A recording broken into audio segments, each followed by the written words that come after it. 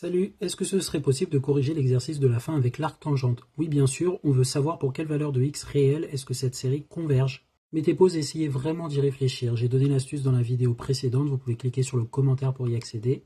L'idée est de penser en priorité à la convergence normale et ou absolue. Ici, vu qu'on a une série de fonctions, on va penser à la convergence normale.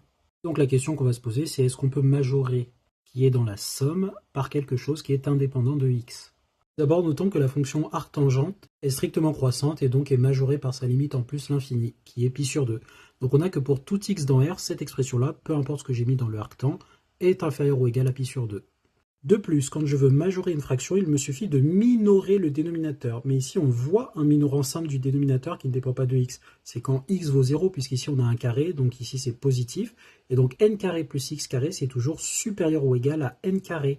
Et donc en passant à l'inverse, ceci est toujours plus petit que 1 sur n carré.